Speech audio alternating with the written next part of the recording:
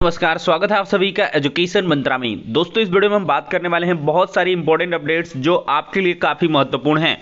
तो दोस्तों, देखा जाए तो सीएम योगी आदित्यनाथ जी ने अनाउंसमेंट कर दी है 1 करोड़ रोजगार मिलेगा।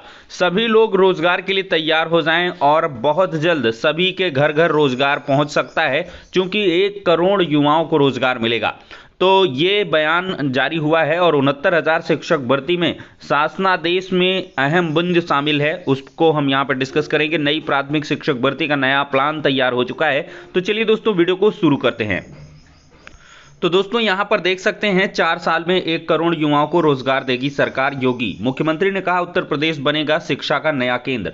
तो मुख्यमंत्री योगी आदित्यनाथ ने कहा है कि प्रदेश सरकार 4 साल में 1 करोड़ युवाओं को रोजगार देगी। यूपी शिक्षा का नया केंद्र बनेगा। प्रदेश में 3 और विश्वविद्यालय बनाए जाएंगे। प्रदेश में फार्मेसी पार्क और फार्मेसी इंस्टीट्यूट बनेगा जो विश्वविद्यालय की तर्ज पर काम करेगा। तो मुरादाबाद में तीर्थंकर महावीर विश्वविद्यालय के दीक्षांत समारोह कार्यक्रम में छात्रों को डिग्री देकर सम्मानित कर रहे थे। यहाँ पर जो है योगी आदित्यनाथ छात्राओं को यहाँ पर दे रहे थे डिग्री।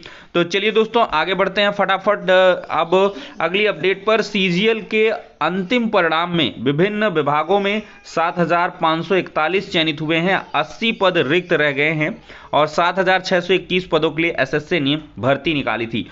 तो एसएससी सीजीएल 2021 का जो फाइनल रिजल्ट है वो आ चुका है। ऑफिशियल वेबसाइट ssc.nic.in है, यहाँ पर आप लोग चेक कर सकते हैं। दोस्तों, एक और बड़ी नई बात, संस्कृत विभाग में ने एमए में शुरू की व्याकरण की पढ़ाई। अब संस्कृत व्याकरण विशेषज्ञता से भी एमए। तो 40 छात्र अंग्रेजी में पढ़ रहे हैं संस्कृत। काफी अच्छी पहल यहां पर दिखाई पड़ रही है। इन डिटेल हम बाद में बात कर लेंगे। और दोस्तों, खुले 85 नए स्कूल, शिक्षकों के 1315 पद बढ़ेंगे। 1 अप्रैल से तैयारी पद सृजित करने के लिए शासन को प्रस्ताव भेज दिया गया है। 72 राजकीय इंटर कॉलेज और 13 हाई स्कूल शुरू होंगे प्रदेश में और शिक्षकों के कुल 1385 पद यहां से सृजित होंगे। तो 13 हाई स्कूलों में 7 सहायक अध्यापक एलटी के हिसाब से 91, जबकि 72 इंटर कॉलेजों में 10 प्रवक्ता और 7 सहायक अध्यापक, यानी कि कुल 17 शिक्षकों के हिसाब से 1224, कुल 1315 पद सृजित हो जाएंगे। और वर्तमान में 22 से अधिक राजकीय विद्यालयों में प्रवक्ता के 9,463 और सहायक अध्यापक के 19,300 पद सृजित हैं। तो आगे आने वाले समय में एलटी ग्रेड शिक्षक भर्ती में आपको और भी अट्टहास जो वृद्धि है वो भर्ती में देखने के लिए मिल सकती है और आपकी भर्ती 10,000 के भी करीब पहुंच सकती है। नहीं, 10,000 तो नहीं पहुंचेगी, लेकिन उसके अराउंड पहुंच सकती है। तो चलिए, अर्हता का विवाद हम चाहते हैं जल्द से जल्द खत्म हो और एलटी ग्रेड शिक्षक भर्ती का विज्ञापन जारी हो। बहुत दिन से जो छात्र हैं वो इंतजार कर रहे हैं। तो बीएड छात्र कमर कस लें, एलटी में जो पद हैं भर्ती में बढ़ेंगे। जेआईसी में 1315 पदों का इजाफा यहां से दिखाई पड़ रहा है। दोस्तों, हड़ताल से चरमराई बिजली आपूर्ति, हाईकोर्ट सख्त है, कर्मचारी नेता तलब हुए हैं। संविदा कर्मियों के भी काम छोड़ने से हालत गंभीर है। फैक्ट्रियों में उत्पादन ठप है, जलापूर्ति बाधित है। लखनऊ, वाराणसी, कानपुर समेत कई शहरों में संकट है। ऊर्जा मंत्री का दावा, स्थिति नियंत्रण में। योगी बोले अराजकता फैलाने वाले बिजली कर्मी होंगे सूचीबद्ध। ऊर्जा मंत्री ने चेताया है कि लाइन में फॉल्ट किया तो आकाश पाताल से खोज निकालेंगे। कोर्ट ने दे रखा है आदेश, बाधित ना हो आपूर्ति, लेकिन आपूर्ति लगातार बाधित है। आप किस लोकेशन में हैं? क्या आपको उत्तर प्रदेश के अंदर बिजली मिल रही है पिछले 24 घंटा से? कमेंट में जरूर बताएं। मुझे नहीं लगता है कि बिजली मिल रही होगी। तो चलिए दोस्तों, आगे बढ़ते हैं। दोस्तों, कल की डेट में काफी रोमांचकारी मैच रहा है। जडेजा ने दिल जीता है, राहुल ने भरोसा जीता है। 8 लगातार एक दिवसीय मैच जीत चुका है भारत। 6 लगातार जीतने के बाद हारी ऑस्ट्रेलियाई टीम। 21 वर्ष में पहली पारी का सबसे कम स्कोर 188 रन बना। 12 साल बाद टीम इंडिया ने वानखड़े मैदान पर जीत हासिल की है। एक तरफ जो हालात थे वो काफी नाजुक दिख रहे थे, चूंकि भारत के 5 विकेट पहले ही जा चुके थे, लेकिन बाद में शतकीय जो साझेदारी रही है जडेजा और केएल राहुल के बीच काफी काबिले तारीफ रही। फाइनली भारत ने 3 मैचों की सीरीज में पहला मैच जीत लिया। अब दोस्तों, आएंगे अहम मुद्दे पर। 69,000 शिक्षक भर्ती के शासनादेश में आखिरकार क्या लिखा है? तो ये दोस्तों 69,000 शिक्षक भर्ती का शासनादेश है। प्रेषक हैं चंद्रशेखर, विशेष सचिव, निदेशक एससीईआरटी, और यहाँ पर सचिव पीएनपी को इन्होंने लिखा था 7 जनवरी 2019 को लिखा था। परिषदीय प्राथमिक विद्यालयों में यहाँ पर सहायक अध्यापक 2019 में न्यूनतम उत्तीर्णांक के संदर्भ में यहाँ पर लिखा गया था। और यहाँ पर साफ तौर पर देख लें अन्य समस्त आरक्षित वर्ग के अभ्यर्थियों के लिए 150 में से 90 अंक अर्थात 60% और अधिक अंक वाले अभ्यर्थियों को सहायक अध्यापक भर्ती में उत्तीर्ण माना जाएगा। सामान्य वर्ग के अभ्यर्थियों को पूर्णांक 150 में 97 अंक यानी कि 65% और अधिक अंक प्राप्त करना होगा, तभी ये उत्तीर्ण माने जाएंगे, अन्यथा की स्थिति में फेल हो जाएंगे। और यहाँ पर क्या लिखा है, ये है क्रक्स ऑफ द पॉइंट। समूह उपरोक्त का और खा के आधार पर उत्तीर्ण अभ्यर्थी 69,000 रिक्तियों के विरुद्ध विज्ञापित पदों पर आवेदन करने के लिए अधिकारी होंगे। उपरोक्त न्यूनतम उत्तीर्णांक के आधार पर सफल होने पर ही किसी को नियुक्ति हेतु यहाँ पर देखा जाए तो अधिकार नहीं होगा, क्योंकि यह परीक्षा नियुक्ति के लिए केवल पात्रता मानदंडों में एक है। इसका मतलब ये नहीं है कि आप अगर पास हो गए तो नौकरी मिल ही जाएगी, क्योंकि ये क्या है, ये नियुक्ति के लिए केवल पात्रता मानदंडों में एक है।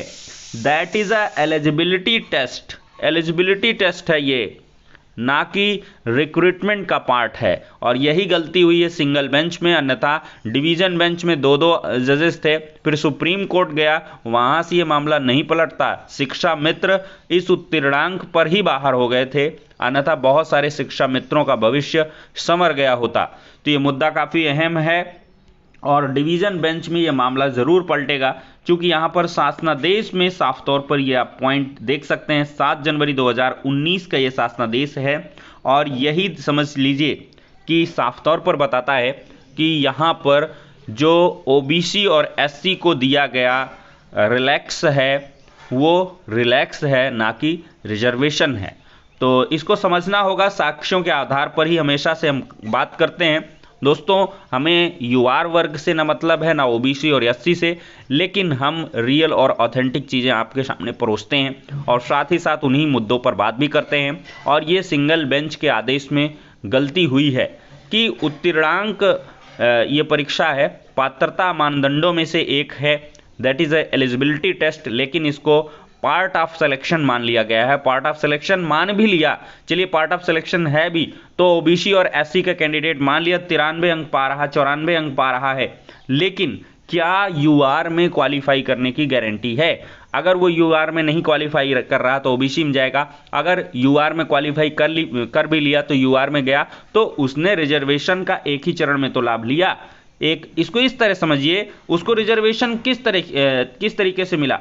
93 अंक को अगर रिजर्वेशन आप मान रहे हो, इसको रिलैक्सेशन नहीं मान रहे हो, 93-94 मान लिया रिजर्वेशन है, तो फिर अगर उसके जो फाइनल मेरिट है, जो 40% और 60% को जोड़ करके बनेगी, और वो फाइनल मेरिट मान लिया 78 पहुंच गई, ये तो यूआर के कट ऑफ से ज़्यादा हो गई, तो इसको आप यूआर में नहीं रखेंगे। क्यों नहीं रखेंगे?